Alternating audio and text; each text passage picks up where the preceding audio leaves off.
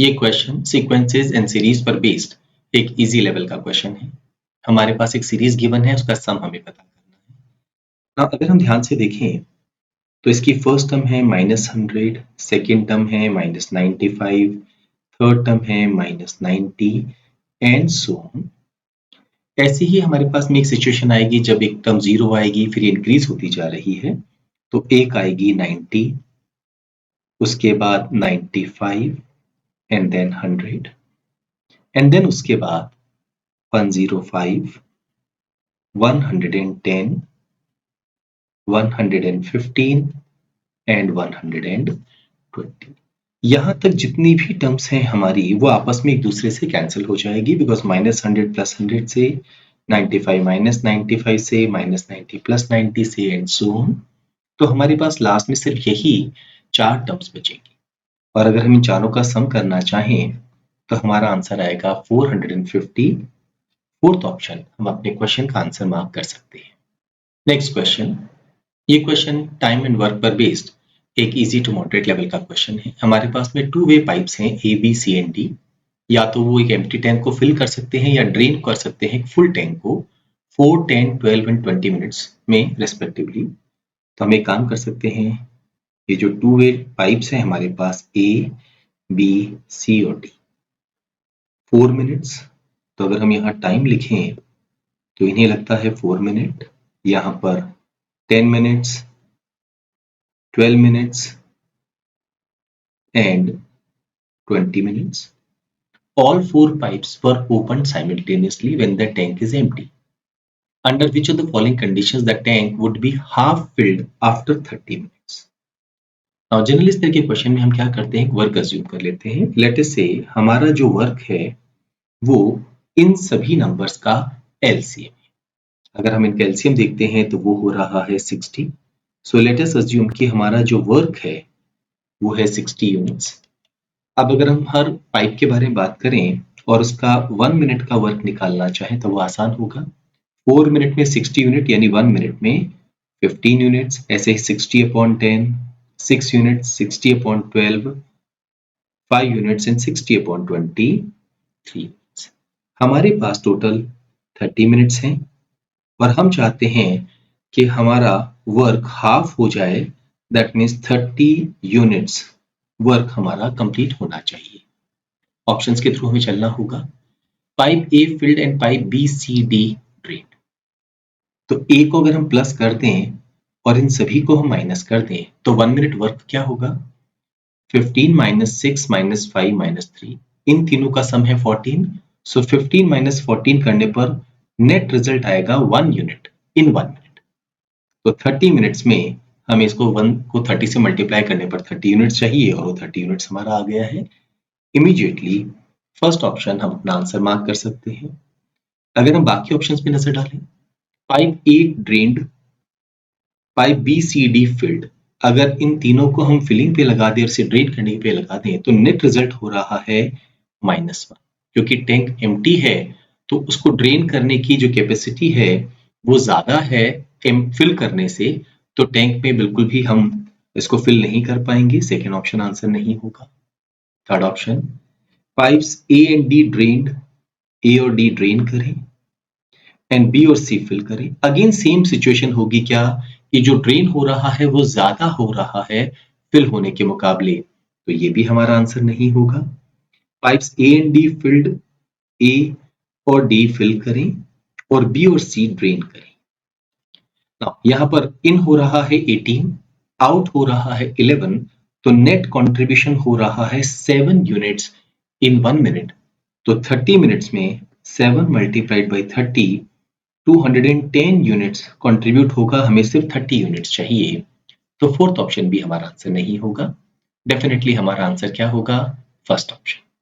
Next question, ये question profit loss and discount पर based एक इजी लेवल का क्वेश्चन है। A shop which sold same marked price shirts announced an offer. If one buys 3 shirts, then the 4th shirt is sold at a discounted price of ₹100 only. Patel took the offer. He left the shop with 20 shirts after paying ₹20,000. What is the marked price of a shirt? Now, यहाँ पर अगर आप 3 shirt खरीदते हैं तो आपको एक shirt discounted price पे मिलता है, यानी टोटल हमें 4 शर्ट्स के मल्टीपल में मूव करना होगा। क्योंकि पटेल ने टोटल 20 शर्ट्स लिए हैं और 4 5 टाइम्स 20 होता है, हम कहेंगे 15 शर्ट्स तो उसने परचेज किए होंगे and therefore 5 shirts discounted price पर मिली। एक डिस्काउंटेड जो शर्ट की प्राइस है वो कितनी है, 100 रुपीज। तो ये 5 जो शर्ट्स खरीदे गए हैं इनकी प्राइस होगी 500 रुपीज। बाकी जो भी शर्ट्स हैं वो मार्क प्राइस पे खरीदे गए हैं। टोटल 20,000 रुपीज पे किया गया है। अगर 500 रुपीज यहाँ पे हुआ है तो 19,500 रुपीज यहाँ पे हुआ होगा। हमें हर एक शर्ट की मार्क प्राइस निकालनी है। 19,500 को 15 से अगर हम डिवाइड कर दें तो हमारे पास आएगा 1,300 रुपीज। सेकेंड ऑप्शन हमारे इस क्वेश्चन का आंसर होगा। नेक्स्ट क्वेश्चन, ये क्वेश्चन ज्योमेट्री पर बेस्ड एक इजी टू मॉडरेट लेवल का स्टैंडर्ड क्वेश्चन है। AB is a chord of a circle. Length of AB हमें 24 सेंटीमीटर गिवन है। P is the midpoint of AB. Perpendiculars from P on either side of the chord meets the circle at M and N respectively. PM PN से छोटा है। PM की length हमें 8 centimetre given है। हमें PN की length यहाँ पर मालूम करनी है। सबसे पहले हम एक काम करते हैं, एक सर्कल बना लेते हैं और एक कॉर्ड बना लेते हैं। इस कॉर्ड का नाम है AB। P यहाँ पर इसका मिड पॉइंट है। यहां से हमने परपेंडिकुलर ड्रॉ किए हैं दोनों तरफ। ये हो गया है M और ये हो गया है N, because it is given PM जो है वो PN से छोटा है। लेंथ ऑफ PM हमें गिवन है 8 सेंटीमीटर। हमें PN की लेंथ पता करनी है। यहाँ पर AB जो कॉर्ड है उसकी लेंथ हमें गिवन है 24 सेंटीमीटर। एक बहुत बेसिक इंपॉर्टेंट प्रॉपर्टी होती है जो कि साइक्लिक क्वाड्रिलेटरल में काम करती है। साइक्लिक क्वाड्रिलेटरल किसको कहते हैं? उस क्वाड्रिलेटरल को जिसके चारों ही वर्टिसेस एक सर्कल की सर्कमफ्रेंस पे होते हैं। तो यहाँ पर अगर हम A को N से, B से, M से और इस तरह से आपस में कनेक्ट कर दें तो हमारे पास में एक क्वाड्रिलेटरल आएगा और इस क्वाड्रिलेटरल को हम कहते हैं साइक्लिक क्वाड्रिलेटरल। साइक्लिक क्वाड्रिलेटरल की क्या खास बात होती है कि जहां दोनों डायगोनल्स एक दूसरे को कट करते हैं उस पॉइंट से वर्टिसेस की जो डिस्टेंसेस है उनका प्रोडक्ट आपस में इक्वल होता है। दैट इज अगर P से हम N का डिस्टेंस लें और इसे मल्टीप्लाई करें PM से तो ये इक्वल होगा किसके? P को अगर हम A से मल्टीप्लाई करें और P को हम B से मल्टीप्लाई करें, क्योंकि P मिड पॉइंट है तो PA और PB ये दोनों ही इसका हाफ यानी 12 होंगे। तो हम यहां लिख सकते हैं 12 एंड 12। PM हमें 8 गिवन है, हमें PN की वैल्यू निकालनी है। 4 2 टाइम्स, 4 3 टाइम्स, 2 6 टाइम्स और 6 टाइम्स 3 करने पर 18 सेंटीमीटर। सेकेंड ऑप्शन हमारे इस क्वेश्चन का आंसर होगा। नेक्स्ट क्वेश्चन, ये क्वेश्चन अलजेब्रिक एक्सप्रेशंस पर बेस्ड एक इजी लेवल का क्वेश्चन है। If x and y are real numbers, the least possible value of the expression is। Least possible value हमें निकालनी है। हम कोशिश ये करेंगे कि यहाँ पर परफेक्ट स्क्वायर हम बना सकें। अगर हम इस एक्सप्रेशन को देखते हैं तो ये है 4 टाइम्स x माइनस 2 का whole square plus 4 times y minus 3 का whole square minus 2 times x minus 3 का होल स्क्वायर। नाउ यहाँ पर ये तो ऑलरेडी परफेक्ट स्क्वायर की फॉर्म में है। हमें इन दोनों को ओपन करके और सॉल्व करके एक सिंगल परफेक्ट स्क्वायर की फॉर्म में लाने की कोशिश करनी होगी। तो ये हो जाएगा 4 times x square minus 4x plus 4। ऐसे ही यहां पर हम लिखेंगे minus 2 times x square minus 6x plus 9 and plus 4 times y minus 3 का होल स्क्वायर। नाउ यहां पर इसको फर्दर ओपन करें तो ये हो जाएगा 4x स्क्वायर, ऐसे ही ये हो जाएगा माइनस 2x स्क्वायर। 4 टाइम्स 4 ये हो गया है minus 16x minus 2 time minus 6 ये हो गया है प्लस 12x। 4 टाइम्स 4 ये हो गया है 16 एंड माइनस 2 टाइम्स प्लस 9 ये हो गया है minus 18 plus 4 times y minus 3 का होल स्क्वायर। फर्दर सिंप्लीफाई करते हैं तो ये हो जाएगा 2x स्क्वायर, ये हो गया है माइनस 4x और ये हो गया है minus 2 plus 4 times y minus 3 का होल स्क्वायर। अगर हम इसको सिंप्लीफाई करना चाहें तो यहाँ हम 2 कॉमन ले सकते हैं, तो ये हो जाएगा x square minus 2x minus 1। Now इस क्वेश्चन को सॉल्व करने के लिए, क्योंकि यहाँ पर हम परफेक्ट स्क्वायर बनाने की कोशिश करेंगे, हमें यहाँ पर +1 अगर मिल जाए तो काम बन जाए। तो +1 और -1 दोनों चीजें हमने एक साथ कर दी है। प्लस 4 टाइम्स y माइनस 3 का होल स्क्वायर। हम क्या करेंगे, इन तीनों टर्म्स को एक साथ लेंगे, तो ये हो जाएगा 2 टाइम्स x माइनस 1 का होल स्क्वायर, और इन दोनों को अगर हम लिखेंगे तो -1 और -1 ये हो गया है -2 प्लस 4 टाइम्स y माइनस 3 का होल स्क्वायर। सिंप्लीफाई करें, ये -2 अगर हम बाहर ले आए तो -2 मल्टीप्लाइड बाई 2 ये हो गया है -4 प्लस 2 टाइम्स x माइनस 1 का whole square plus 4 times y minus 3 का होल स्क्वायर। अब एक बहुत बेसिक बट इंपॉर्टेंट प्रॉपर्टी है जो हमें याद रखनी होगी कि रियल नंबर का अगर हम स्क्वायर करते हैं तो आंसर हर हालत में ग्रेटर देन और इक्वल टू 0 होता है। और ये 0 कब होता है, जब ये रियल नंबर खुद 0 के इक्वल हो जाए। दैट मीन्स अगर हम इस एक्सप्रेशन को देखें या इस एक्सप्रेशन को देखें, ये हर हालत में ग्रेटर देन और इक्वल टू 0 होगा। क्योंकि हमें मिनिमाइज करने के लिए कहा गया है, ये तो कांस्टेंट टर्म है, इसे हम नहीं छेड़ सकते, हमें इन दोनों वैल्यूज को मिनिमाइज करना होगा। मिनिमाइज करने का मतलब है ये वैल्यू भी 0 हो जाए और ये वैल्यू भी 0 हो जाए। ये वैल्यू 0 कब होगी, अगर हम x की वैल्यू 1 पुट कर दें, और ये वैल्यू 0 कब होगी, जब हम y की वैल्यू 3 पुट कर दें। तो उस केस में दोनों 0 हो जाएगा और हमारा इस एक्सप्रेशन का जो मिनिमम वैल्यू होगा वो क्या होगा, -4 प्लस 0 प्लस 0 दैट इज -1। अब अगर हम x की वैल्यू को चेंज करें या y की वैल्यू को चेंज करें, दोनों को चेंज कर दें, तो हर बार हमारी वैल्यू जो आएगी वो -4 से ज्यादा बड़ी आएगी। तो हमें लीस्ट पॉसिबल वैल्यू पूछी गई है, सेकेंड ऑप्शन हमारे इस क्वेश्चन का आंसर होगा। नेक्स्ट क्वेश्चन, ये क्वेश्चन फंक्शंस पर बेस्ड एक इजी लेवल का क्वेश्चन है।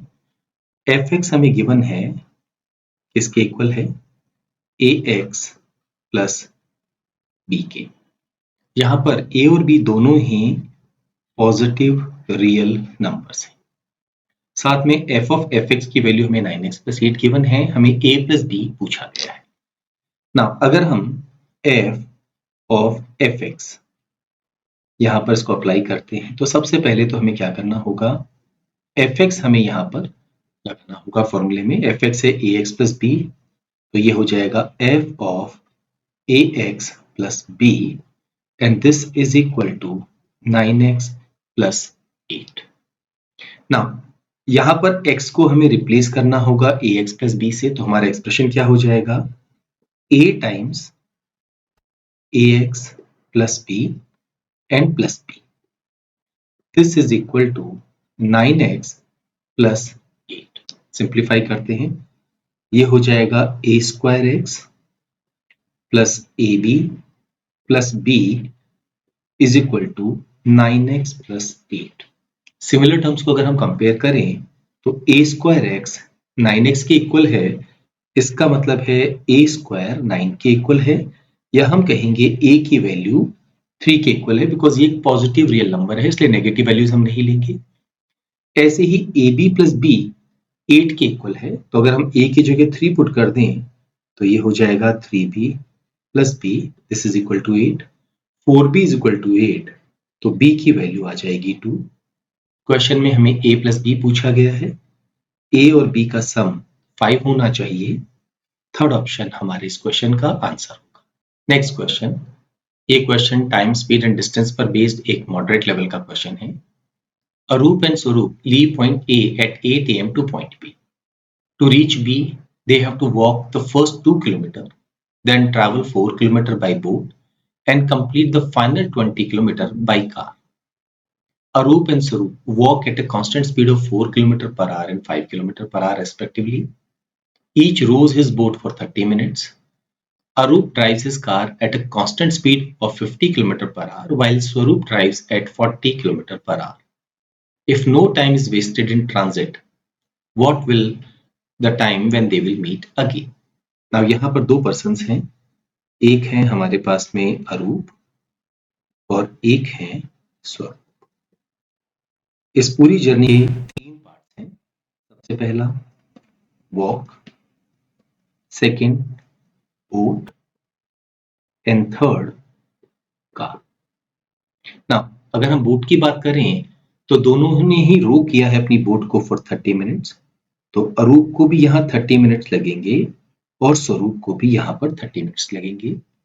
दोनों ही पर्सन्स लीव करते हैं 8 AM पे पॉइंट ए से और उन्हें जाना है पॉइंट बी पर। ना वॉक की अगर हम बात करें तो ये डिस्टेंस है 2 किलोमीटर। इस 2 किलोमीटर डिस्टेंस को वो दोनों ही पर्सन्स अलग अलग स्पीड से ट्रैवल करते हैं। क्या है इनकी speed? 4 kilometre per hour and 5 kilometre per hour. तो 2 किलोमीटर डिस्टेंस 4 की स्पीड से अगर हम मूव करें तो टाइम लगेगा 2 डिवाइडेड बाई 4। इसको हम 60 से मल्टीप्लाई कर देते हैं मिनट्स में बदलने के लिए, तो ये होगा 30 मिनट्स। तो अरूप तो यहाँ पर लेंगे 30 मिनट्स। व्हाट अबाउट स्वरूप? यही 2 किलोमीटर का डिस्टेंस वो 5 की स्पीड से चल रहे हैं। Again multiplied by 60, 5 12 times 24। Question में क्या पूछा गया है हमसे कि दोनों पर्सन्स एक साथ कितने बजे आएंगे। ना ये डिस्टेंस कितना है? 20 किलोमीटर। यहाँ पर स्पीड क्या है?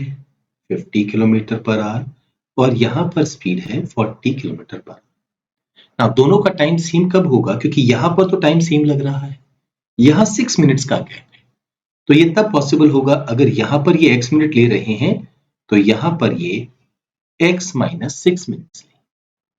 ना दोनों की स्पीड्स का रेशियो हमें गिवन है, ये है 5:4।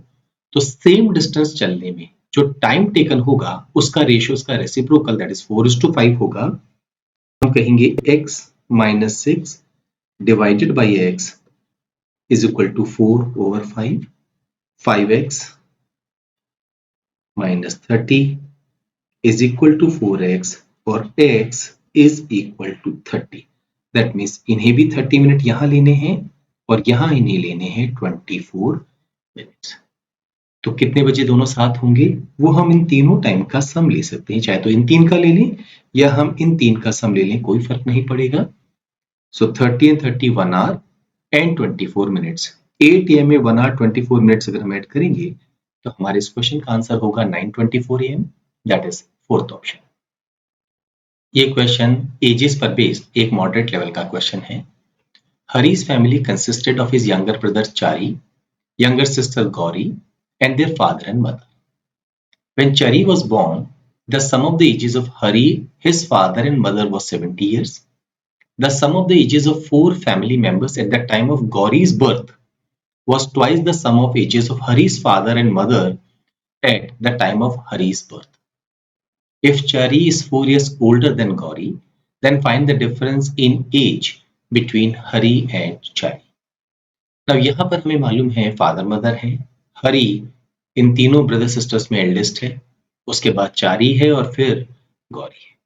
3 अलग अलग सिचुएशन के साथ हमें मूव करना है।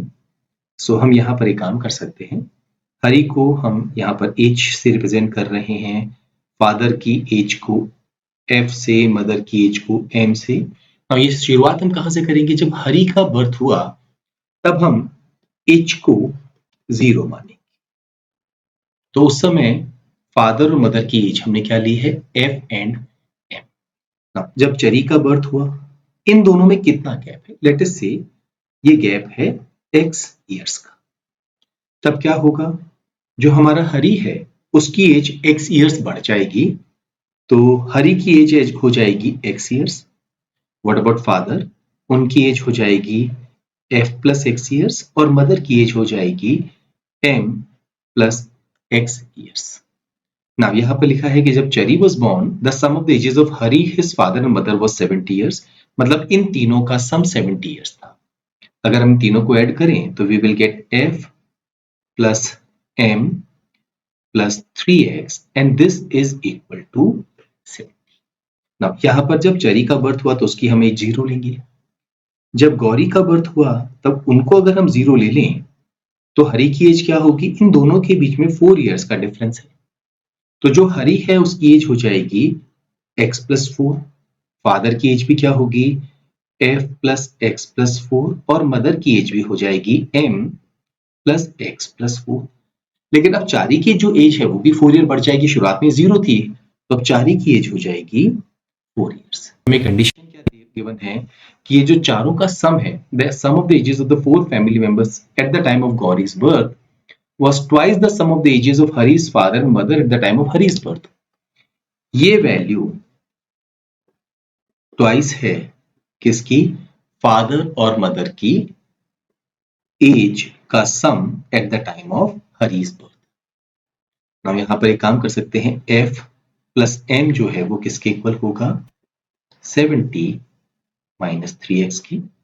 इसको अगर हम सिंप्लीफाई करें, यहां पर है f, यहां पर है m, ये दोनों राइट साइड जाके सब्ट्रैक्ट हो जाएंगे।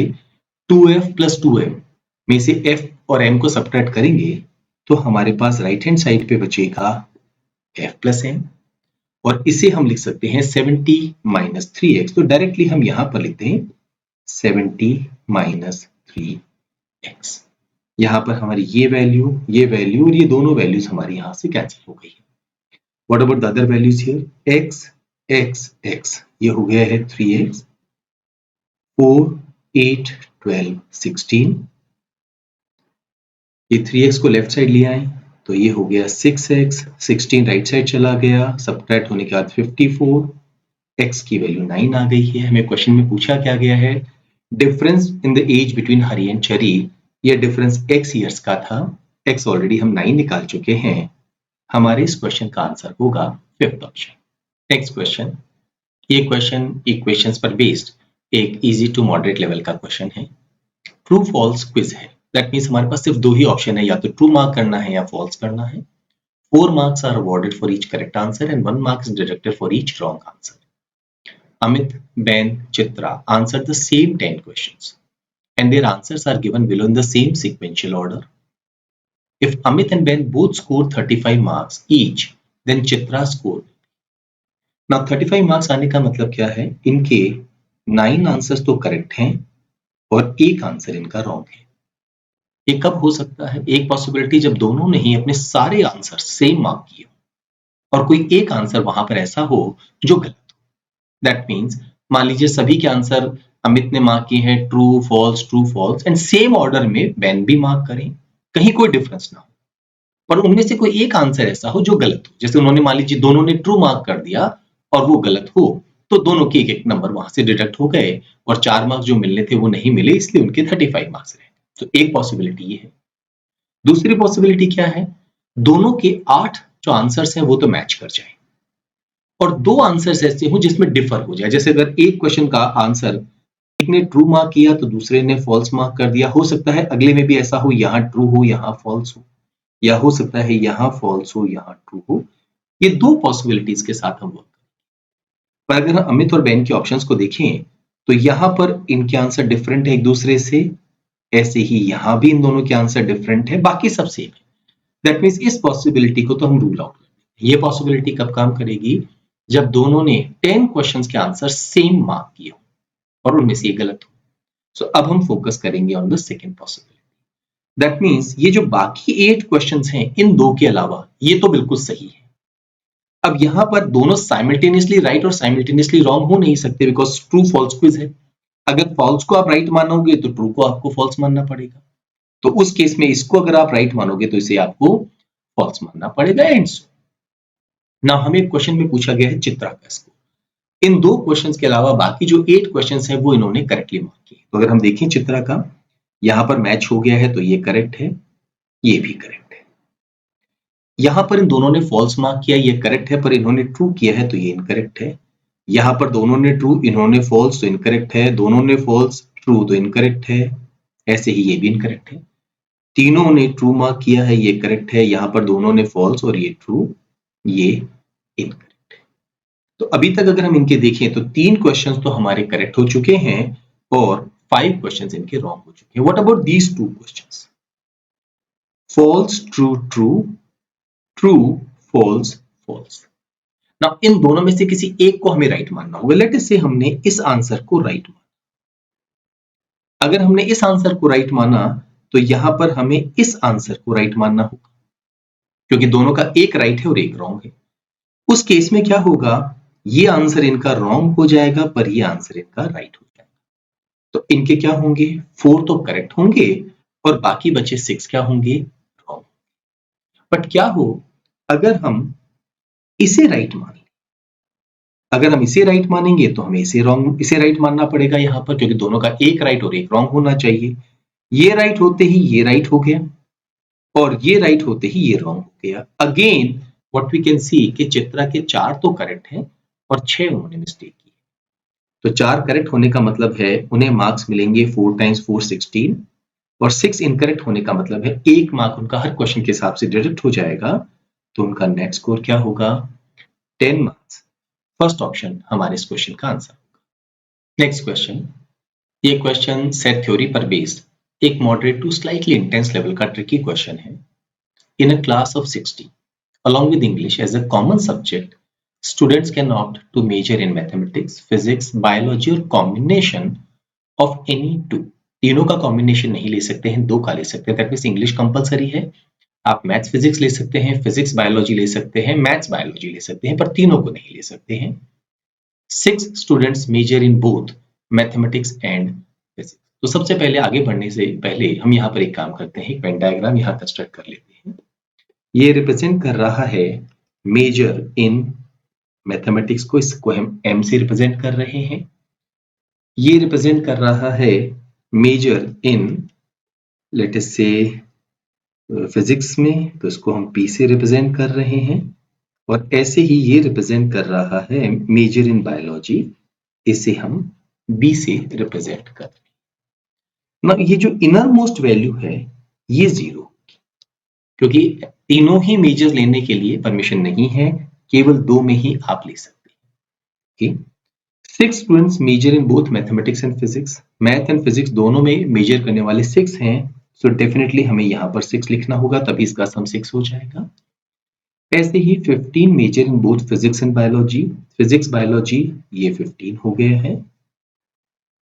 But no one majors in both mathematics and biology.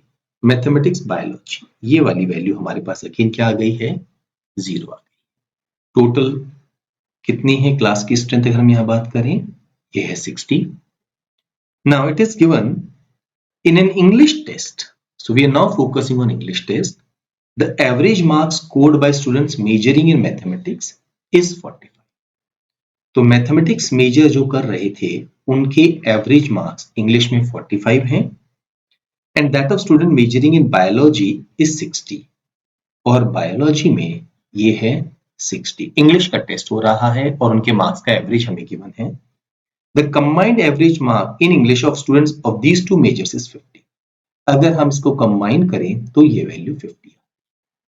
इससे हम एक बात पता कर सकते हैं, एलिगेशन मेथड अगर हम अप्लाई करें तो हम यहाँ पर जो नंबर ऑफ स्टूडेंट्स हैं उनका रेशियो निकाल सकते हैं, जिन्होंने मैथमेटिक्स मेजर है और जिनका बायोलॉजी मेजर। इन दोनों का डिफरेंस हम यहाँ लिखेंगे और इन दोनों का डिफरेंस हम यहाँ लिखेंगे। ये रेशियो रिप्रेजेंट कर रहा है number of students measuring in mathematics and measuring in biology. Now यहाँ पर लेट अस से ये वैल्यू है ए और ये वैल्यू है बी। तो मैथमेटिक्स में मेजर करने वाले कितने होंगे, a प्लस 6। ऐसे ही बायोलॉजी में मेजर करने वाले कितने होंगे, b प्लस 15। ये रेशियो हमें गिवन है 2:1। क्वेश्चन में क्या पूछा गया, maximum possible number students who major only in physics. हमें ये वाली वैल्यू निकालनी है। नाउ टोटल कितने हैं, 60। इस वैल्यू के लिए हम 60 में से इन सबको सब्ट्रैक्ट करते हैं। 15 प्लस 6 21। 60 में से 21 सब्ट्रैक्ट करेंगे तो we will get 39 minus a minus b। हमें इस वैल्यू को मैक्सिमाइज करना। ना यहाँ पर अगर हम देखें तो a plus 6 is equal to 2b plus 30। तो a की वैल्यू हमारी कितनी हो गई है 2b प्लस 24। अगर हम a की वैल्यू यहां सब्स्टिट्यूट कर दें तो ये हो जाएगा 39 minus 2b minus 24 minus b। इन दोनों का डिफरेंस ये हुआ है 15 माइनस 3। ये ओवरऑल वैल्यू मैक्सिमम कब होगी जब ये वाली वैल्यू हमारी मिनिमम हो जाएगी जो नेगेटिव में है। दैट मीन्स अगर हम b की वैल्यू क्या पुट कर दें 0 तो हमारा ये जो ओवरऑल एक्सप्रेशन है वो मैक्सिमम हो जाएगा और वो मैक्सिमम वैल्यू क्या होगी हमारी 15। देयरफॉर फोर्थ ऑप्शन हमारे इस क्वेश्चन का आंसर होगा। नेक्स्ट क्वेश्चन, ये क्वेश्चन ट्रिगोनोमेट्री पर बेस्ड एक इजी टू मॉडरेट लेवल का क्वेश्चन है। हमें एंगल x गिवन है 5 डिग्री के इक्वल या उससे बड़ा और 15 डिग्री के इक्वल या उससे छोटा। हमें sin 30 plus cos x minus sin x की वैल्यू पूछी गई है। यहाँ पर इस क्वेश्चन को सॉल्व करने के लिए हम एक काम करते हैं, एक साइन कर्व कोसाइन कर्व जो है वो साइमल्टेनियसली बना लेते हैं। ये जो रेड कर्व है ये तो है हमारा साइन कर्व और ये जो ग्रीन कर्व है ये है हमारा कोसाइन कर्व ना। ये जहां पर एक दूसरे को ये कट कर रहे हैं ये वो पॉइंट है जहां पर ये एंगल 45 डिग्री या इसको हम कहते हैं पाई ओवर ना। पाई बाई 4 पर क्या होगा साइन 45 डिग्री उसकी वैल्यू भी 1/√2 और कॉस 45 की वैल्यू भी 1/2। सो पाई बाई 4 या इसको हम कहेंगे 45 डिग्री। कॉस साइन 30 की वैल्यू होती है 1/2। ना अगर हम बात करें cos x minus sine x जहां पर x 5 डिग्री और 15 डिग्री के बीच में है या इन दोनों वैल्यूज के इक्वल हो सकता है। हम एक बात तो कह सकते हैं फॉर श्योर कि हमारी जो कोसाइन वैल्यू होगी क्योंकि ये जो 15 डिग्री है वो यहां कहीं बीच में होगा 5 to 15 डिग्री की रेंज। तो हर हालत में हमारी जो कोसाइन की वैल्यू होगी ये साइन की वैल्यू से ज्यादा होगी और क्योंकि हमें cosine x minus sine x चाहिए तो ये डिफरेंस हर हालत में पॉजिटिव होगा बिकॉज कॉस की जो वैल्यू है वो साइन की वैल्यू से पॉजिटिव होने का मतलब है 1/2 तो हो गया 0.5 और इसमें हमें कुछ ऐड करना। इसका मतलब है हमारा जो नंबर है वो 0.5 से हर हालत में हायर होगा, 0.5 के इक्वल भी नहीं होगा। 0.5 के इक्वल होगा अगर हम x की वैल्यू 45 डिग्री ले लें तब cos 45 और sin 45 क्या होगा 0 इनका डिफरेंस जो है वो 0 हो जाएगा और तब हमारा ओवरऑल आंसर 0.5 होगा। हम ऑप्शंस के थ्रू इसको एलिमिनेट करने की कोशिश करते हैं। नेगेटिव वाला केस तो बन ही नहीं रहा है, -0.5 और 0 के बीच में 0 एंड 0.5 एक्सक्लूसिव, ये 0.5 से हायर है ये भी आंसर नहीं होगा। 0.5 एंड 1 के बीच में इंक्लूसिव 0.5 को टच नहीं करेगा। तो हर हालत में हमारे इस क्वेश्चन का आंसर क्या होगा none of the above, that is fifth option. Next question, ये क्वेश्चन मेंसुरेशन पर बेस्ड एक moderate to slightly intense level का क्वेश्चन है। The volume of a pyramid with a square base is 200 cubic centimeter. हम एक pyramid यहां पर बना लेते हैं जिसका बेस स्क्वायर है। अगर हम इसके वॉल्यूम की बात करें तो फॉर्मूला होता है 1/3 multiplied by area of the base multiplied by the height. Height हम बात कर रहे हैं ये जो मिड पॉइंट है इसको इस वर्टेक्स से कनेक्ट करें तो जो लेंथ हमारे पास आएगी ना। क्योंकि ये एक स्क्वायर बेस का पिरामिड है, लेटेस्ट इसकी साइड ए और ए है तो इसका एरिया क्या हो जाएगा 1/3 times A square multiplied by H. ये हमें गिवन है 200 क्यूबिक सेंटीमीटर।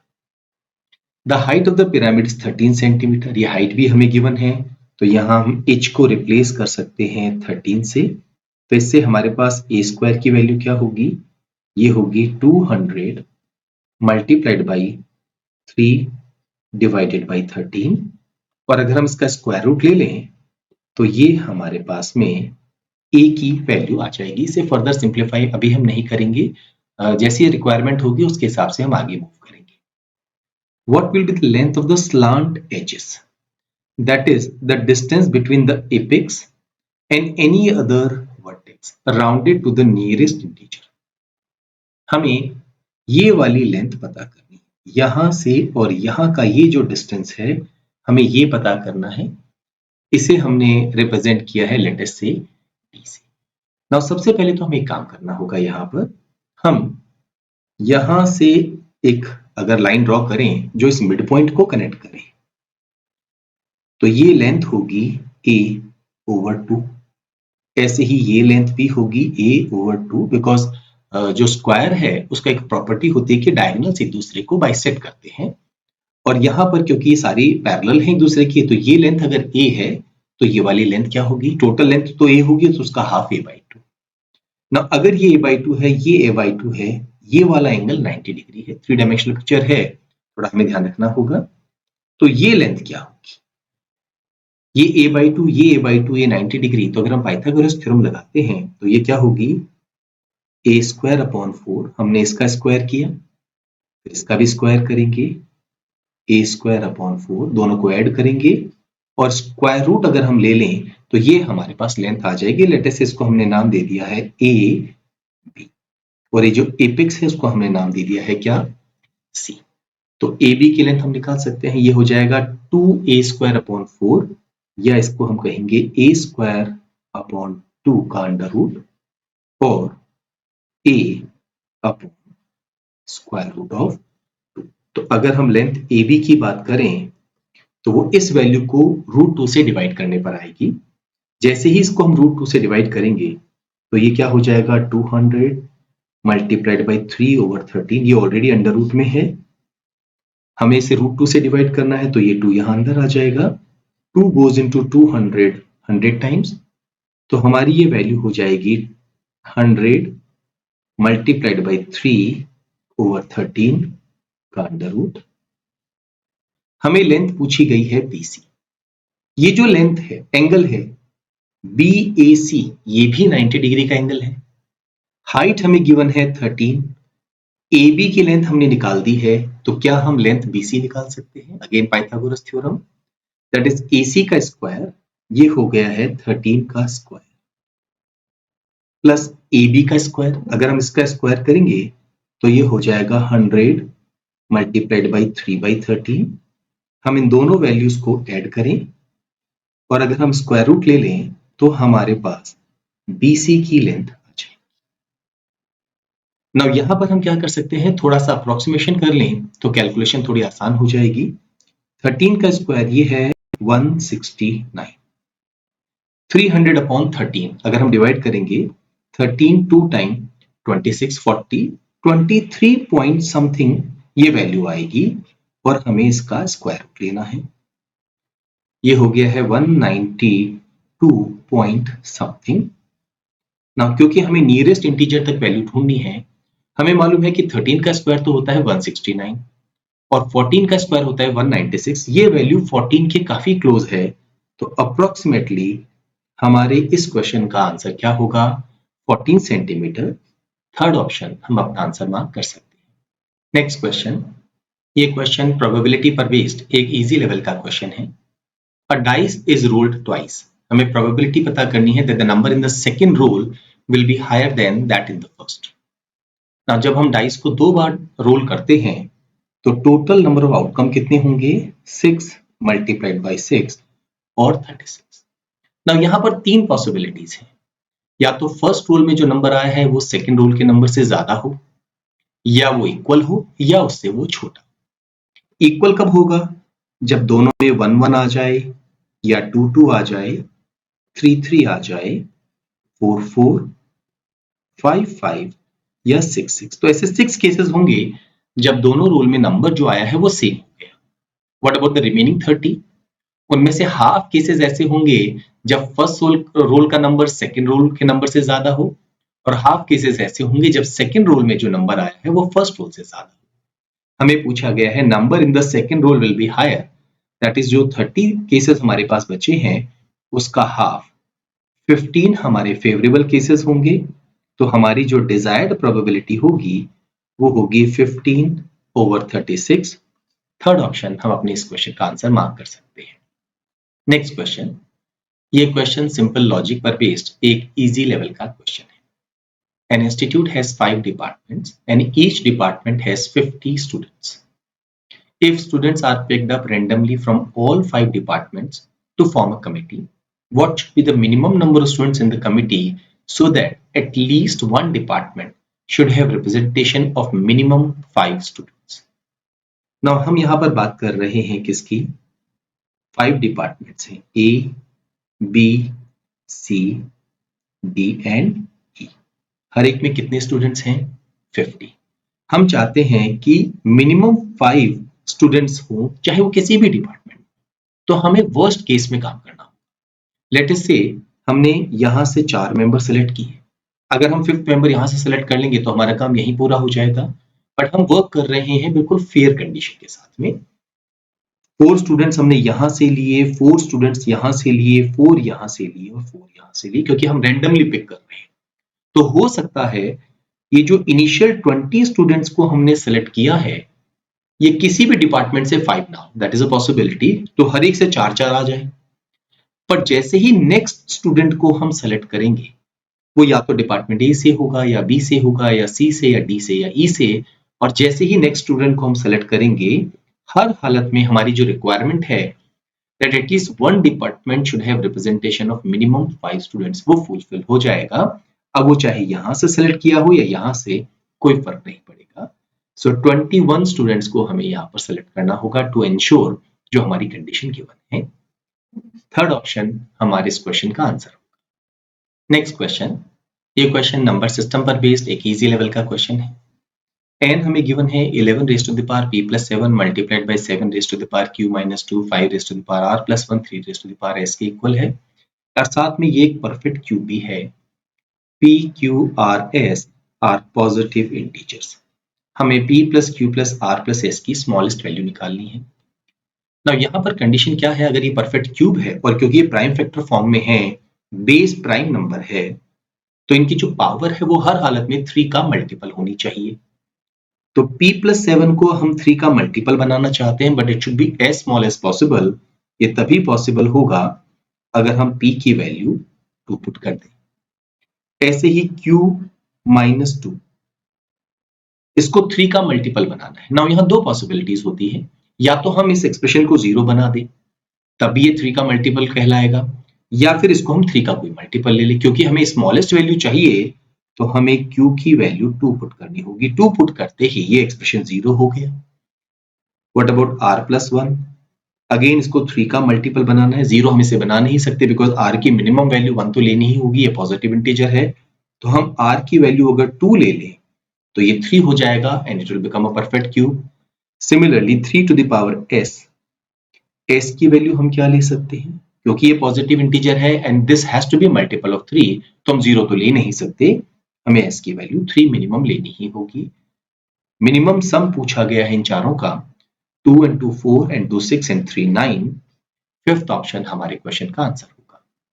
नेक्स्ट क्वेश्चन, ये क्वेश्चन ज्योमेट्री पर बेस्ड एक मॉडरेट लेवल का क्वेश्चन है. A B C D E F parallel lines हैं इसी ऑर्डर. अब यहाँ पर हम एक काम कर सकते हैं, ये लाइन हम बना देते हैं से ए बी, देन एक लाइन हम यहाँ बना देते हैं सी डी, और एक लाइन हम यहाँ बना देते हैं let us say E F. Let D1 and D2 be the distances from CD to AB and EF respectively.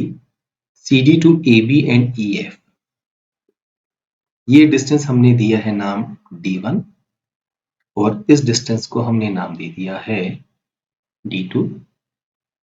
D1 and D2 are integers, तो ये नेगेटिव तो हो नहीं सकते बिकॉज डिस्टेंसेस की बात कर रहे हैं. और D1 और D2 का रेशियो है 2:1. सो अगर मैं D1 को लेट अस से 2x लूंगा तो D2 की वैल्यू क्या हो जाएगी? x. P is a point on AB, तो AB पर हम कोई पॉइंट P ले लेते हैं, ये रहा है. Q and S are the points on CD.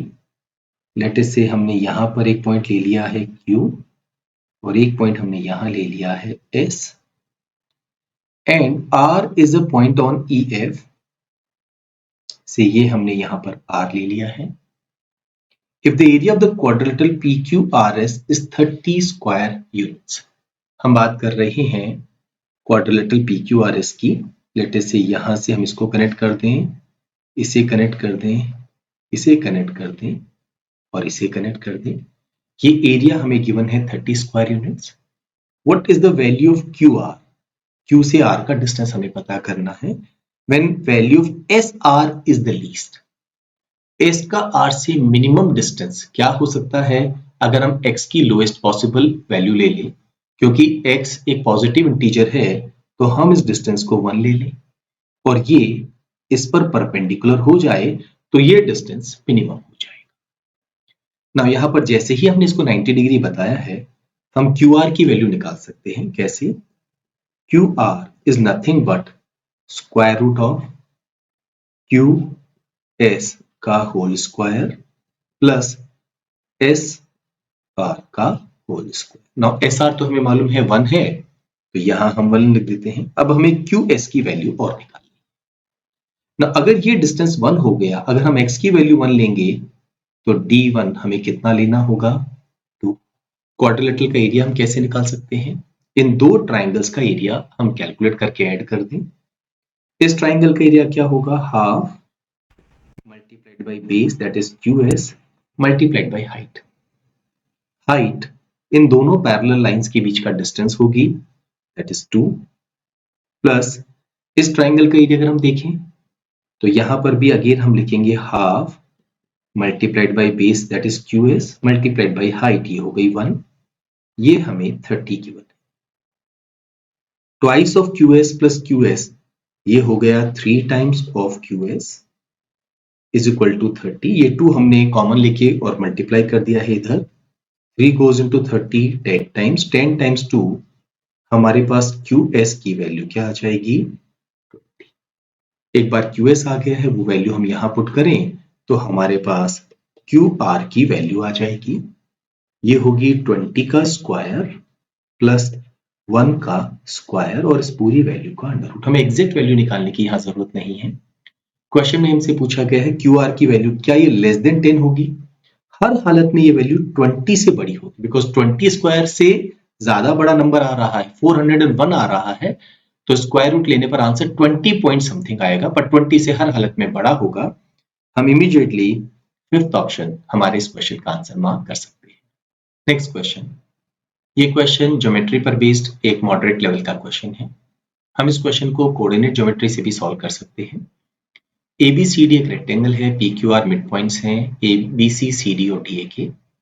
Point S lie करता है लाइन QR पर in such a way such that कि SR और QS का रेशियो है 1:3। Ratio of the area of triangle APS to area of rectangle हमसे यहाँ पूछा गया। सबसे पहले हम एक काम करते हैं, एक रेक्टेंगल यहाँ कंस्ट्रक्ट कर लेते हैं ABCD। P मिड पॉइंट है किसका? BC का। ऐसे ही Q मिड पॉइंट है किसका? CD का। R मिड पॉइंट है किसका? AD का। Q को हम R से कनेक्ट कर दें, ये लाइन हमारे पास आ गई है। इस लाइन पर एक पॉइंट है लेट अस से S, सच दैट SR और QS का रेशियो 1:3 है। ये स्मॉलर पार्ट और ये बिगर पार्ट का रेशियो 1:3 है। सपोज अगर इसे हम X ले लें तो ये वाला पार्ट हमारा क्या हो जाएगा? 3X।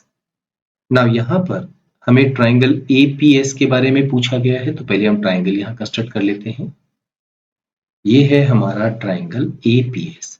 हमें इस एरिया का रेक्टेंगल के एरिया के साथ रेशियो पता करना।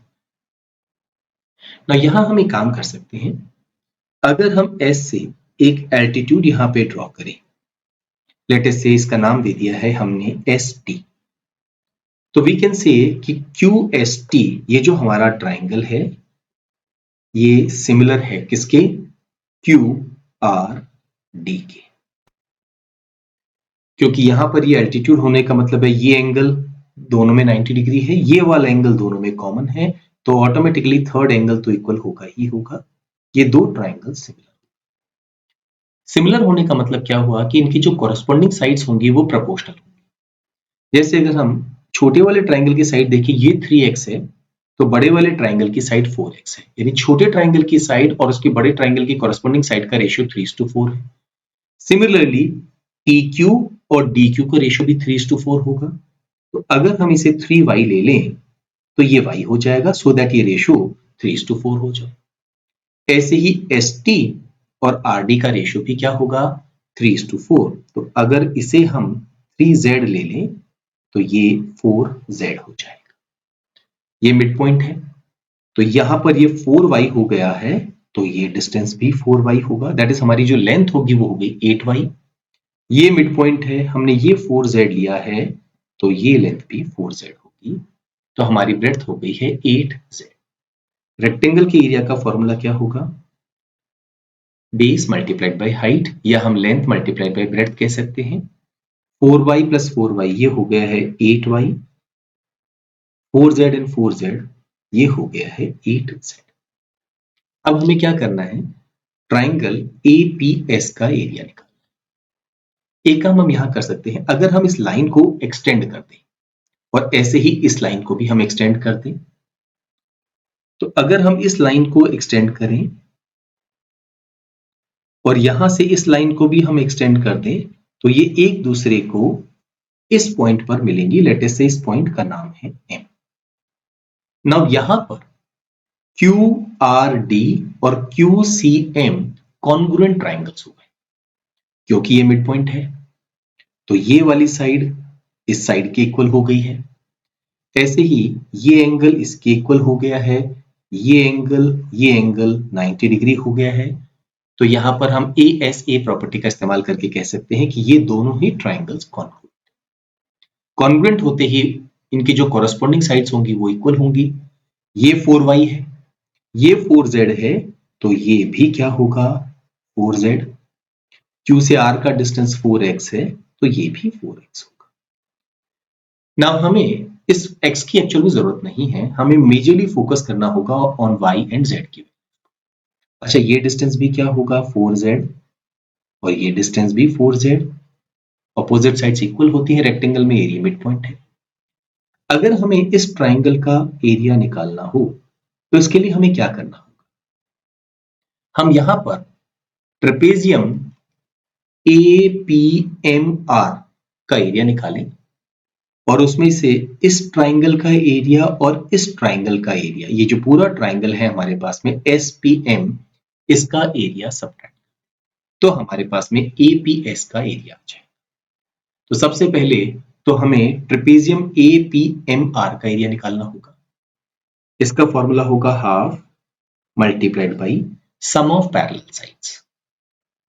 PM ये हो गया है 8z और AR ये हो गया है 4z multiplied by perpendicular distance between them.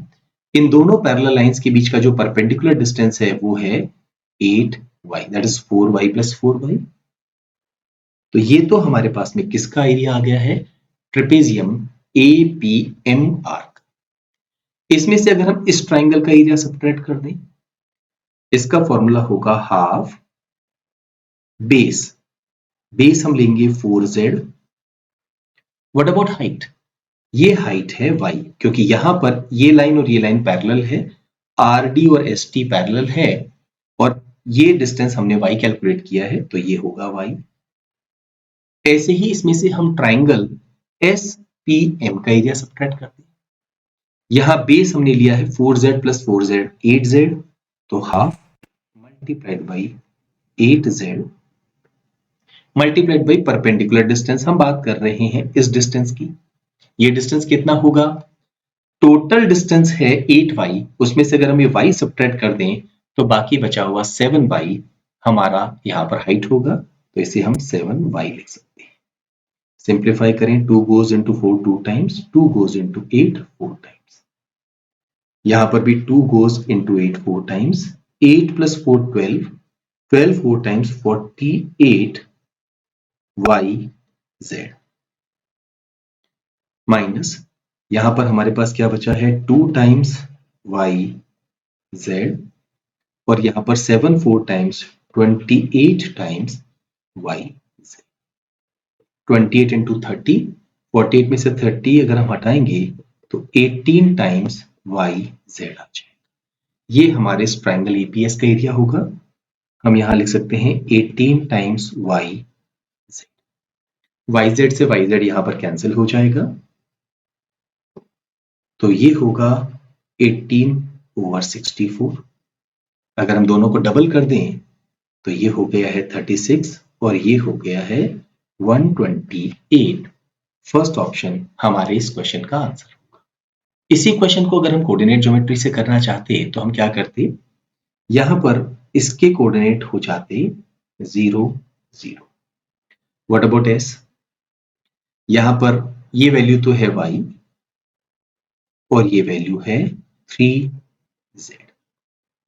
ऐसे ही अगर हम पॉइंट ए की बात करें तो इसकी y वैल्यू तो है 0 और 8z, ये इसकी दूसरी वैल्यू हो गई। व्हाट अबाउट पॉइंट P, यहां पर 8y इसकी एक वैल्यू है और 4z इसकी दूसरी वैल्यू। हमें एक ट्राइंगल के तीनों कोऑर्डिनेट्स अगर मालूम चल जाएं तो हम आसानी से उसका एरिया निकाल सकते हैं। एक बेसिक फॉर्मूला है जो हम ट्राइंगल का एरिया निकालने के लिए यूज करते हैं। वो फॉर्मूला क्या होगा, हाफ मल्टीप्लाइड बाई मॉड्यूलस हम लगाते हैं। अब हम कहीं भी एक रोटेशन यहां ले सकते हैं। सबसे पहले हम इस वेरिएबल पर, क्योंकि ये x की वैल्यू रिप्रेजेंट करता है, अगर हम एक्स वाई एक्सिस की बात करें तो हम लिखेंगे y multiplied by 8z minus 4z, so it will be 4z plus, अब एक स्टेप आगे बढ़ेंगे, 0 multiplied by 4z minus 3z plus एक और स्टेप आगे बढ़ेंगे, 8y multiplied by 3z minus 8z that is minus 5z और इसका मॉडुलस। ये हमारा एरिया होगा ट्राइंगल का। ये वैल्यू तो 0 हो गई है। ये है हमारे पास 4yz, ये है हमारे पास में 40yz with negative sign, minus 40 plus 4 करेंगे तो माइनस 36, मॉड्यूलस लेंगे तो 36yz और इससे अगर हम 2 से डिवाइड करेंगे तो 18yz। ये वो वैल्यू है जो हमने यहाँ पर लिखी थी जब हमने ज्योमेट्री से इस क्वेश्चन को सॉल्व किया। तो दोनों तरीके हैं, जो आपको कन्वीनियंट हो उसके साथ आप अप्रोच कर सकते हैं। नेक्स्ट क्वेश्चन, ये दो क्वेश्चंस का सेट है और दोनों ही क्वेश्चन में सेम इंफॉर्मेशन को हमने यहाँ यूज किया है। डेटा सफिशिएंसी पर बेस्ड ये एक मॉडरेट लेवल का सेट है। In an innings of a T20 cricket match, a team can bowl for 20 overs. 6 bowlers bowled from the fielding side with the bowler allowed maximum of 4 overs. Only the 3 specialist bowlers bowled their full quota of 4 overs each. तो 4 4 4 ये तो specialist bowlers हैं। बाकी बचे हुए 3 bowler हैं, उन्होंने क्या किया है, 8 ओवर्स थ्रो की है, पर केवल इन तीनों ने ही 4 ओवर्स थ्रो किए हैं। तो बाकी बचे हुए 3 बॉलर्स जो हैं उनमें से किसी ने भी 4 ओवर्स थ्रो नहीं किए होंगे। उन तीनों का सम 8 हो और किसी को भी 4 ना दें, ये एक ही तरीके से पॉसिबल है अगर उनमें से एक बॉलर ने 3 ओवर फेंके हों, एक ने 3 ओवर बॉल किए हों और एक ने 2 ओवर्स बॉल किए। अदरवाइज हम किसी को भी, अगर एक को भी कम करेंगे तो हमें एक को बढ़ाना होगा और वो 3 की जगह 4 हो जाएगा, ये अलाउड नहीं। Remaining 8 overs were shared among the 3 non-specialist bowlers. The economy rates of 4 bowlers were 6, 6, 7, 9. कौन से 4 हैं हमें नहीं मालूम है, उनकी इकोनॉमी रेट हमें गिवन है 6, 6, 7, 9. Economy rate is the total number of runs conceded by a bowler divided by the number of overs bowled by that. This, however, does not include the data of the best bowler, lowest economy rate, and the worst bowler, highest economy rate. So let us say lowest economy rate है X और highest economy rate है Y. ये worst bowler है, ये most effective bowler आप इसको कह सकते हैं, क्योंकि इनकी जो economy rate है वो lowest है, best bowler है. The number of overs bowled and the economy rate of any bowler are in integers. X भी एक इंटीजर है, Y भी एक इंटीजर है, डेसिमल में बॉल नहीं डाली गई है यहाँ पर ओवर्स को. First question, read the statements below. The worst bowler did not bowl the minimum number of overs. Okay, worst bowler जो है, दैट इज जिनका इकोनॉमी रेट वाई है, उन्होंने मिनिमम नंबर ऑफ ओवर्स नहीं डाले हैं, यानी इन्होंने 2 ओवर्स नहीं डाले हैं। The best bowler is a specialist bowler, ये जिनकी इकोनॉमी रेट एक्स है वो उन तीनों में से कोई एक है। क्वेश्चन में हमसे क्या पूछा गया है, which of the above statements और their combinations can help arrive at the minimum number of overs bowled by a non specialist bowler. इस क्वेश्चन को आंसर करने के लिए हमें ना इस स्टेटमेंट की जरूरत है ना इस स्टेटमेंट की, क्योंकि ये ऑलरेडी हम बता चुके हैं कि मिनिमम नंबर ऑफ ओवर्स जो बोल किए गए हैं नॉन स्पेशलिस्ट बॉलर के द्वारा वो कितने हैं, 2। तो हम कहेंगे इस क्वेश्चन का आंसर होगा fifth option, the minimum number of overs can be determined without using S1 और S2। नेक्स्ट क्वेश्चन अगेन हमारे पास में सेम है। आगे बढ़ने से पहले एक काम करते हैं, हम जो क्वेश्चन है उसे पहले पढ़ लेते हैं। Which of the above statement और their combination can help arrive at the economy rate of worst ball. हमें पूछा गया है y की वैल्यू हम निकाल सकते हैं क्या। अब हम सबसे पहले फर्स्ट इंफॉर्मेशन को रीड करेंगे। The economy rates of the specialist bowler are lower than that of the non specialist bowlers. Okay, इनकी economy rate non specialist bowler से लोअर है। तो इससे हमें एक बात पता चल गई कि हमारे जो स्पेशलिस्ट बॉलर हैं उनकी इकोनॉमी रेट ये 3 हो सकती है। इनमें से किसी की भी अगर 7 हो गई तो वो उसकी इक्वल हो जाएगी, लेकिन इससे हम y की वैल्यू नहीं निकाल सकते हैं। Statement 1 alone is not sufficient. What about statement 2? Now जब हम स्टेटमेंट 2 पढ़ेंगे तो स्टेटमेंट 1 की इंफॉर्मेशन हमारे लिए कोई मायने नहीं रखती है, हमें सिर्फ स्टेटमेंट 2 पर फोकस करना होगा। The cumulative runs considered by the 3 non-specialist bowlers were 1 more than those considered by the 3 specialist bowlers. अब हमें यहाँ पर ये नहीं मालूम है कि जो नॉन स्पेशलिस्ट बॉलर हैं उनकी इकोनॉमी रेट क्या है। हो सकता है उनमें से एक की 6 हो, एक की 6 हो, एक की y हो। तो हमें यहाँ पर भी इस स्टेटमेंट से कोई मदद नहीं मिलेगी क्या वैल्यू निकालने के लिए, y वैल्यू निकालने। अब हम इन दोनों इंफॉर्मेशन को क्लब करें। अब यहाँ पर दो इंफॉर्मेशन क्या है, एक ये हमारे स्पेशलिस्ट बॉलर्स हैं और ये हमारे नॉन स्पेशलिस्ट बॉलर्स की इकोनॉमी रेट है। The cumulative runs considered by the 3 non specialist bowlers, okay, इस पे हम बाद में आते हैं, वर 1 more than those considered by the 3 specialist bowlers. इन्होंने 4-4 ओवर थ्रो किए हैं, इकोनॉमी रेट यहां पर है, तो कुल कितने रन्स कंसीड किए होंगे, 4 times x plus 4 times 6 that is 24 plus 4 times 6 that is 24।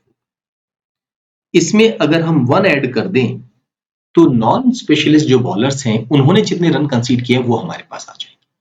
ना हमारे पास यहाँ पर मल्टीपल पॉसिबिलिटीज हो सकती हैं, क्योंकि y की वैल्यू हम 2 को भी ले सकते हैं और उसको भी दे सकते हैं जिसने 3 ओवर्स थ्रो की। राइट, अब अगर हम वर्क करें पॉसिबिलिटीज के साथ में तो ये वैल्यू कितनी हो गई है, ये हो गई है 49 plus 4x।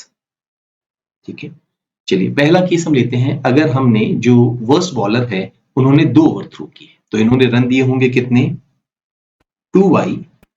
Okay, now 7 runs पर ओवर कंसीड किए हैं इनमें से किसी एक ने, सो 7 टाइम्स 3 21, ऐसे ही 9 टाइम्स 3 27। हम ये देखना चाहते हैं कि क्या यहाँ पर x और y की वैल्यू, क्योंकि इंटीजर होना चाहिए, पॉजिटिव इंटीजर, पॉसिबल है या नहीं।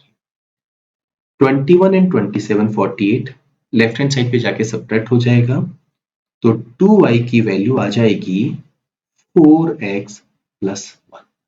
ना y हर हालत में 9 से बड़ा होगा और x हर हालत में 6 से छोटा होगा। अगर हम x की वैल्यू 1 पुट करते हैं तो ये हो जाएगा 5, y की वैल्यू डेसिमल में आ जाएगी। 2 पुट करते हैं तो ये हो जाएगा 9, अगेन डेसिमल में। 3 पुट करते हैं 13, अगेन डेसिमल में। हर बार हमारे पास y की वैल्यू क्या आ रही है, डेसिमल में आ रही है। अगर हम y की वैल्यू 5 भी पुट कर दें तो 20 प्लस 1 21/2 10.5 ये अलाउड नहीं है। सो हमारा ये असम्पशन जो था कि वर्स्ट जिनकी इकोनॉमी रेट है उन्होंने 2 ओवर थ्रो किए हैं, ये गलत। लेट अस से वर्स्ट इकोनॉमी रेट वालों ने 3 ओवर थ्रो किए हैं, तो इन्होंने रन्स कंसीड किए होंगे 3y। What about 7 and 9? Now यहां पर अगेन दो पॉसिबिलिटीज हैं। 7 इकोनॉमी रेट वाले ने लेट अस से 3 ओवर्स थ्रो किए हैं, सो 7 3 टाइम्स 21 and 9 2 times 80। और यहाँ दूसरी पॉसिबिलिटी क्या हो सकती थी, 7 इकोनॉमी रेट वालों ने जो पर्सन है उन्होंने 2 वर्ड्स थ्रो किए हैं, तो 14 एंड 9 3 टाइम्स 27। हम इसके साथ वर्क करेंगे, अगर ये नहीं हुआ तो हम यहाँ मूव करेंगे। 21 प्लस 18 ये हो गया है 39, सब्ट्रैक्ट करेंगे तो 10, so 3y is equal to 4x plus 10। Now x की वैल्यू हम 1 2 3 4 5 कुछ भी पुट कर सकते हैं। अगर हम 5 हाईएस्ट वैल्यू पुट करते हैं तो 5 4 times 20 plus 10 30 divided by 3, y की वैल्यू 10 आ जाएगी।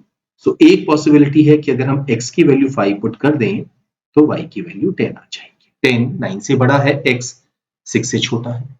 क्या हम x की वैल्यू 5 से कम 4 पुट कर सकते हैं? 16 प्लस 10 26 अपॉन 3 करने पर ये वैल्यू 9 से कम आ गई है, तो हमारे पास इस इक्वेशन में सिर्फ यही एक सॉल्यूशन पॉसिबल है। क्या हो अगर हम इस इक्वेशन को consider, that is 3y plus 27 and 14 41, subtract करेंगे तो 3y की वैल्यू हो जाएगी 8 प्लस 4x। अगेन x की मैक्सिमम वैल्यू 5 ले सकते हैं, 5 4 टाइम्स 20 एंड 8 28, y की वैल्यू 9 पॉइंट समथिंग डेसिमल में आएगी जो अलाउड नहीं है, और 5 से कोई भी कम वैल्यू हम लेते हैं, लेट अस से 4, तो 16 एंड 8 24, y की वैल्यू 8 हो जाएगी जो 9 से कम है, ये भी पॉसिबल नहीं है। सो डेफिनेटली हम ये कह सकते हैं कि जब हम दोनों स्टेटमेंट्स को मिला के ट्रायल करते हुए वर्कआउट करते हैं तो हमें ये पता चल जाएगा कि बेस्ट इकोनॉमी रेट होगी 5 और worst economy rate that is y की वैल्यू क्या होगी 10। क्वेश्चन में हमसे यही पूछा गया था। हम कहेंगे S1 and S2 in combination sufficient होंगे हमारे इस क्वेश्चन का आंसर करने। नेक्स्ट सेट, ये सेट डेटा इंटरप्रिटेशन पर बेस्ड एक इजी टू मॉडरेट लेवल का सेट है। Abdul has 8 factories with different capacities producing boutique kurtas. In the production process, he incurs raw material cost, selling cost for packaging and transportation, and labor cost. These costs per kurta vary across factories. In all these factories, a worker takes 2 hours to produce a kurta. Profit per kurta is calculated by deducting raw material cost, selling cost, and labor cost from the selling price. So profit is equal to selling price minus raw material cost minus selling cost minus labor cost. Any other cost can be ignored. यहाँ पर detail हमें क्या given है, ये 8 factories हैं, factory 1 से लेके 8 तक। प्रोडक्शन कैपेसिटी यानी नंबर ऑफ कुर्ताज हमें यहाँ गिवन है, सेलिंग प्राइस पर कुर्ता हमें गिवन है, प्रॉफिट पर कुर्ता हमें गिवन है, सेलिंग कॉस्ट पर कुर्ता हमें मालूम है, that is the cost for packaging and transportation, labour cost per hour हमें मालूम है। नाउ यहाँ ध्यान रखना है क्योंकि एक वर्कर को 2 आवर्स लगते हैं टू प्रोड्यूस अ कुर्ता, तो जो लेबर कॉस्ट होगी वो इसका ट्वाइस होगी। हमें रॉ मटेरियल की कॉस्ट नहीं दी गई है, तो वो हम कैसे निकाल सकते हैं? प्रॉफिट किसके इक्वल है, हमारी जो सेलिंग प्राइस है minus selling cost minus labour cost minus raw material cost. ना क्योंकि यहाँ पर प्रॉफिट हमें गिवन है तो रॉ मटेरियल कॉस्ट निकालने के लिए हम क्या करेंगे, इन दोनों कॉस्ट को ऐड करेंगे और इसमें से हम सब्ट्रैक्ट कर देंगे इन तीनों, क्योंकि प्रॉफिट अगर हम रॉ मटेरियल कॉस्ट निकालने जाएं तो रॉ मटेरियल को हम लेफ्ट हैंड साइड ले जाएं, प्रॉफिट को राइट साइड ले जाएं, तो it will be selling price minus profit minus selling cost minus labour cost. बस एक सावधानी रखनी होगी, लेबर कॉस्ट को हमें यहाँ पर डबल करना होगा बिकॉज हर एक कुर्ता को बनाने में 2 आवर्स लग रहे हैं एक लेबर। ये वैल्यूज जो है अगर हम लिख लें तो कैलकुलेशन करते समय काफी आसानी हो जाएगी। फर्स्ट वैल्यू अगर हम यहाँ पर देखें 450 का डबल 900 प्लस 60 960 प्लस 75 ये हो गया है 1035 प्लस 700 1735। इस 1735 को अगर हम 4800 में से सब्ट्रैक्ट कर दें तो हमारे पास में क्या आ जाएगी, रॉ मटेरियल कॉस्ट, और ये होगी ₹3065। बाकी वैल्यूज भी हम यहाँ पर एक बार कैलकुलेट करके लिख देते हैं। वैल्यूज हमने लिख दी है। फर्स्ट क्वेश्चन में नजर डालते हैं, which of the following options is in decreasing order of raw material cost per kurta. अगर हम ओवरऑल सारी फैक्ट्रीज के बारे में बात करें, हाईएस्ट कॉस्ट आ रही है 4260, ये है फैक्ट्री 6 की। उसके बाद में हमारे पास वैल्यू आ रही है 3790, फैक्ट्री 8 की। देन वी आर गेटिंग 3740, ये है factory 3, and then we have 3732 factory 4, then we have 3655 factory 2, 3615 factory 7, 3525 factory 5, and finally 3065 factory 1. Options पे देखिए 3475 डेफिनेटली डिक्रीजिंग ऑर्डर में है, फर्स्ट ऑप्शन हमारा आंसर होगा। बाकी ऑप्शंस भी हम एक बार देख लेते हैं। 4325 43, यहाँ गड़बड़ हो गई है, 4 के बाद 3 नहीं आएगा, 3 4 से पहले आएगा। 6357 635 तक तो ठीक है, बट 7 बाद में आना चाहिए, पहले आना चाहिए था 5 से, सो थर्ड ऑप्शन आंसर नहीं होगा। 6872 6872, अगेन 2 जो है वो 7 से पहले आना चाहिए था। 8324 8324, ये 42 होता तो ठीक रहता। तो फर्स्ट ऑप्शन डेफिनेटली हम मार्क कर सकते हैं इस क्वेश्चन का अपना answer. Next question, which of the factories listed in the options below has the lowest sales margin. Sales margin क्या है? Profit per kurta divided by selling price per kurta.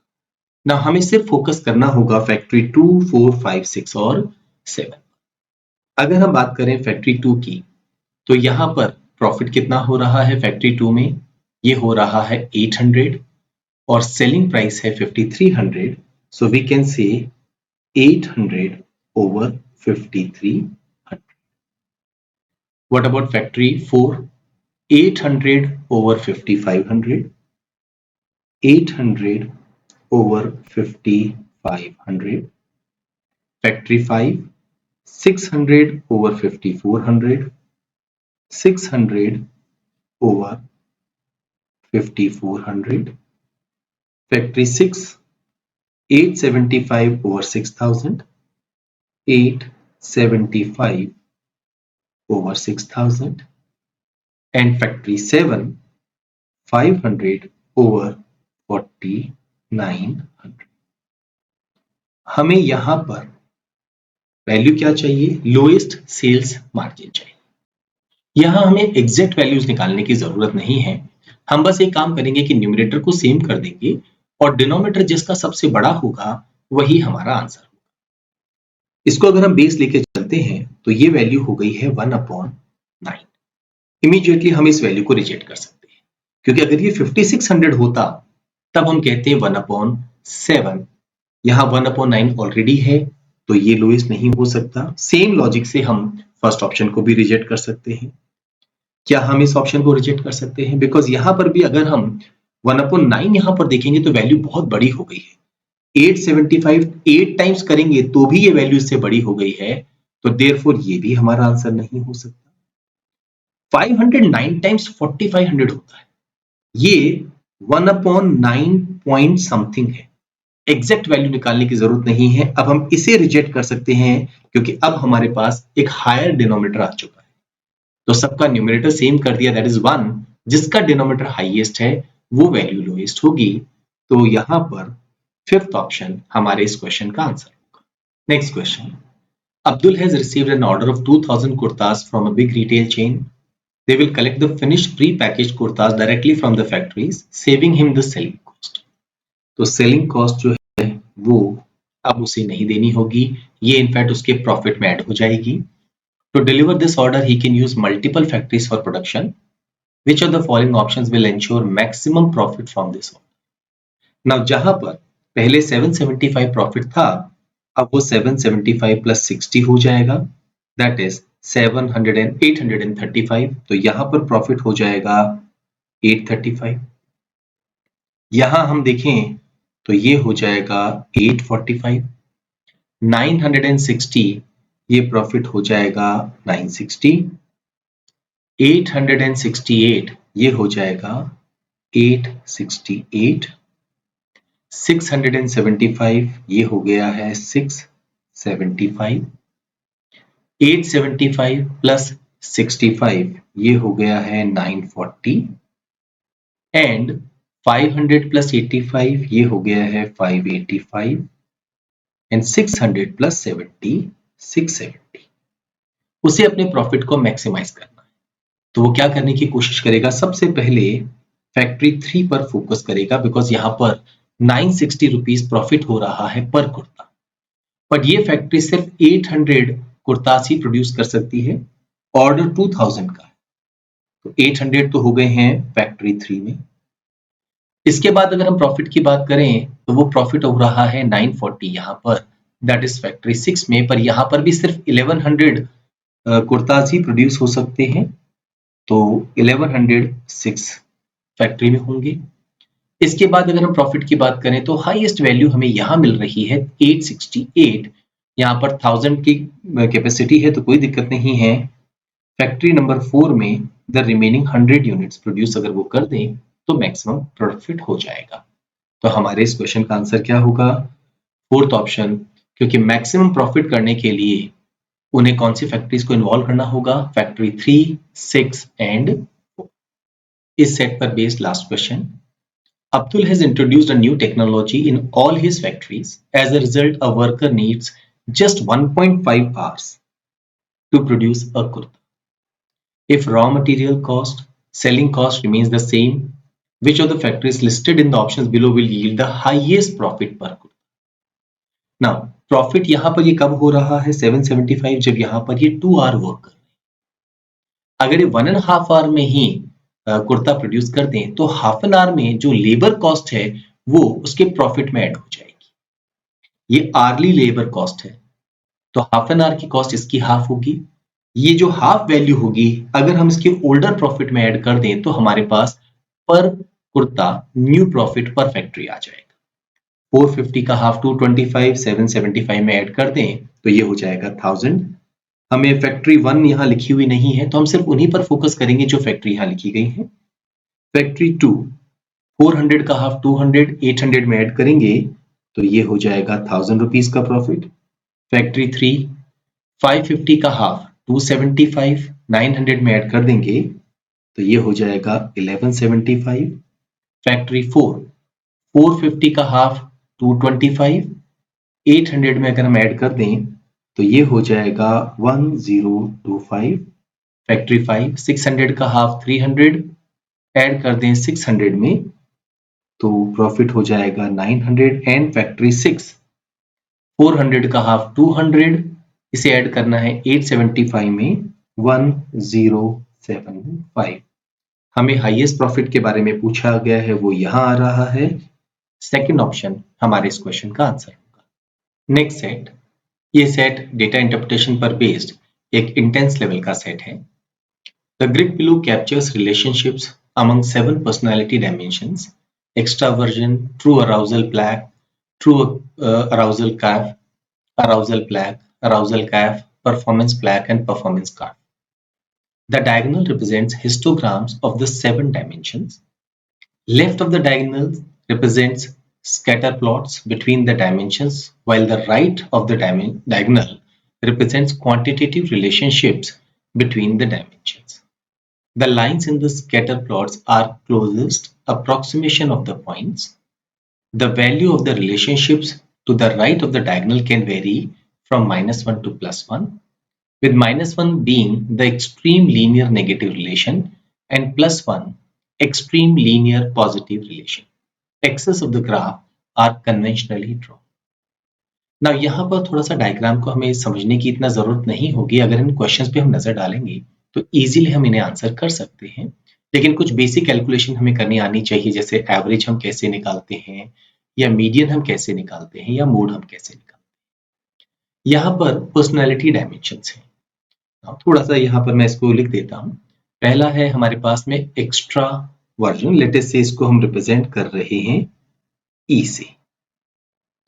Second है ट्रू अराउजल ब्लैक, TAP से हम इसको represent कर देते हैं, ये है हमारा TAP। Similarly true arousal Kaif, इसे हम रिप्रेजेंट कर देते हैं TAC से। अराउजल ब्लैक, इसे हम रिप्रेजेंट कर देते हैं ए पी से, अराउजल कैफ ए सी से, परफॉर्मेंस ब्लैक पी पी से एंड परफॉर्मेंस कैफ पी सी से। सो जो लेफ्ट हैंड साइड का पार्ट है इस डायगोनल से अदर, वो है scatter plot between the dimensions, और राइट साइड का जो पार्ट है वो रिप्रेजेंट करता है क्वांटिटेटिव रिलेशनशिप, प्लस माइनस से -1 की रेंज में जाना है। नाउ यहाँ पर कुछ लाइंस भी ड्रॉ की गई हैं। जैसे यहाँ पर अगर हम देखें तो रिलेशनशिप हम कैसे आइडेंटिफाई करेंगे, जैसे यहाँ पर है हमारे पास एक्स्ट्रावर्जन और टैप, अगर इनके बीच में रिलेशनशिप की हम बात करें तो ये एक लाइन यहाँ पर बनी हुई है। कोई भी रिलेशनशिप स्ट्रॉन्ग तब माना जाएगा जब ये जो पॉइंट्स हैं, स्कैटर पॉइंट्स, ये इस लाइन के जितना क्लोज होंगे उतना पॉसिबल, तभी उसको हम स्ट्रॉन्ग मानेंगे। और जितना ये लाइन से दूर होंगे, स्कैटर्ड होंगे, उतना ही हम रिलेशनशिप को क्या कहेंगे, वीक रिलेशनशिप मानेंगे। जैसे अगर हम बात करें इसकी, यहाँ पर लाइन नहीं है, ये बेल कर्व है, पर हम देख सकते हैं कि जो पॉइंट्स हैं ये बिल्कुल इस लाइन के ऊपर, इस ये जो कर्व है इसके ऊपर आ रहे हैं, तो यहाँ ये रिलेशनशिप जो है वो स्ट्रॉन्ग माना जाएगा। नाउ ये रिलेशनशिप है किस किस के बीच में, टैप और पीपी के बीच में, क्योंकि यहां से अगर हम एक लाइन ड्रॉ करें और यहां से एक लाइन ड्रॉ करें, दोनों इस जगह पर कट कर रही हैं, तो ये रिलेशनशिप है बिटवीन टैप एंड पीपी, ये एक स्ट्रॉन्ग रिलेशनशिप होगा। बट अगर मान लीजिए हमें ई और टैप के बीच में रिलेशनशिप पूछा जाए तो हम कहेंगे ये लाइन से बहुत ज्यादा स्कैटर्ड पॉइंट्स हैं, हम कहेंगे ये रिलेशनशिप कैसा होगा, वीक रिलेशनशिप होगा। वैल्यूज पर थोड़ा सा नजर डालते हुए अब हम क्वेश्चंस को आसानी से आंसर कर सकेंगे। विच of the following is true, extraversion has 2 modes, extraversion ये रहा। मोड हम कैसे निकालते हैं, जब हमारे पास में मान लीजिए कुछ वैल्यूज होती हैं, तो लेट अस से हम उनकी फ्रीक्वेंसी नोट डाउन करते हैं। से एक वैल्यू है हमारे पास 1, एक वैल्यू है 2, 2, 2, सिमिलरली एक वैल्यू है 3, 5, 5। तो अगर हम फ्रीक्वेंसी पे नजर डालेंगे तो क्या होगा, यहाँ पर इसकी वैल्यू 3 टाइम्स आ रही है, जबकि ये एक बार आ रहा है, ये एक बार आ रहा है, ये हमारा 2 बार आ रहा है। तो हमारा मोड क्या होगा, ये 3 बार आ रहा है, so write down the answer is 3।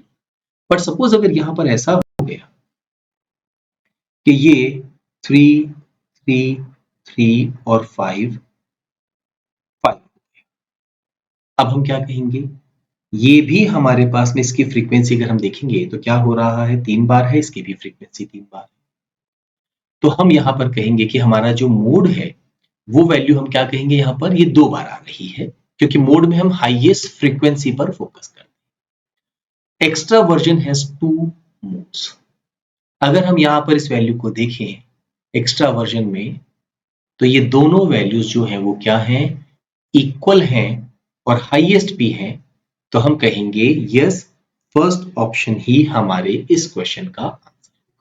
Next question, which of the scatter plots shows the weakest relationship. मैंने वही बताया था कि वीकेस्ट रिलेशनशिप कब होगा, जब लाइन से पॉइंट्स बहुत ज्यादा स्कैटर होंगे। पहला है extra version and performance Kaif के बीच में, एक्स्ट्रा वर्जन ये रहा, परफॉर्मेंस कैप ये रहा। हम देख सकते हैं ये जो पॉइंट्स हैं ये बहुत दूर दूर हैं इस लाइन से, तो डेफिनेटली ये हमारा एक आंसर होना चाहिए। यहाँ पर हम बाकी ऑप्शंस पे भी नजर डाल लेते हैं।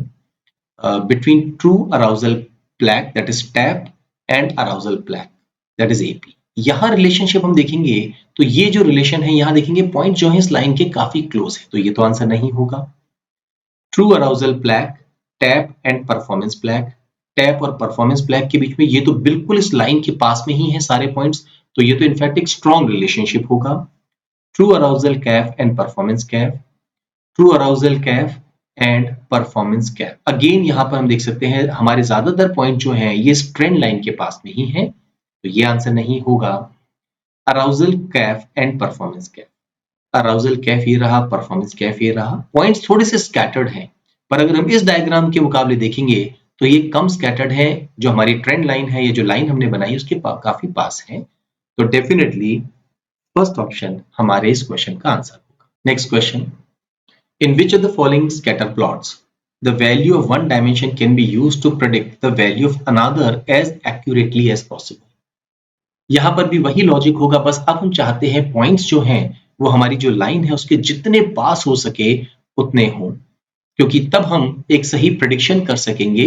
अदरवाइज अगर पॉइंट्स बहुत दूर दूर होंगे तो ये प्रेडिक्शन कर पाना हमारे लिए पॉसिबल नहीं होगा। एक्स्ट्रावर्जन एंड TAC, एक्स्ट्रावर्जन और TAC पॉइंट्स काफी दूर दूर हैं यहाँ पर इस लाइन से। TAP that is true arousal plaque and arousal plaque, TAP और AP में यस ये पॉइंट्स काफी क्लोज हैं, इसको हम कंसीडर करेंगे। आगे बढ़ते हैं। True arousal plaque and performance plaque, true arousal plaque and performance plaque ये तो बिल्कुल उस लाइन पर ही आ रहे हैं, तो अब हम इसे रिजेक्ट कर सकते हैं, इसे हम कंसीडर करेंगे। True arousal plaque, performance gap, true arousal plaque and performance gap. यहां पर ये तो काफी स्कैटर्ड है, तो ये तो आंसर होगा नहीं। All the above are irrelevant relationship नहीं। हम इमीडिएटली अपने इस क्वेश्चन का आंसर क्या मार्क कर देंगे? Third. Next question, which of the following options is correct? 0.93 on right side of the diagonal. 0.93 हमारे पास कहां आ रहा है? ये रहा। टेक से 2 ब्लॉक राइट में, तो टेक से 2 ब्लॉक डाउन जाएंगे, तो ये और ये रिलेशनशिप हम एक जैसा रिप्रेजेंट यहां पर होगा। corresponds to the third scatter plot in the fourth row, second third fourth row में नहीं है, ये तो फिफ्थ रो में है, तो ये हमारा आंसर नहीं होगा। Next 0.94 on the right side, 0.94 ये रहा। टैप से 2 ब्लॉक राइट में, तो टैप से 2 ब्लॉक डाउन ये रहा। corresponds to the second scatter plot in the fourth row, first row, second row, third row, fourth row and second scatter plot। Definitely यही हमारे इस क्वेश्चन का आंसर होगा। सेकेंड ऑप्शन हम आंसर मार्क कर देंगे, बाकी हमें चेक करने की जरूरत नहीं होगी। 0.38 is the relationship between extraversion and true arousal play। 0.38 ये रहा। ये किस किस के बीच में है? ये रिलेशनशिप है टैप और टैक के बीच में, बिकॉज यहाँ से एक ब्लॉक राइट में और यहाँ से एक ब्लॉक यहाँ पे, तो ये जो है ये इसका रिलेशनशिप है। हम कहेंगे ये आंसर नहीं होगा।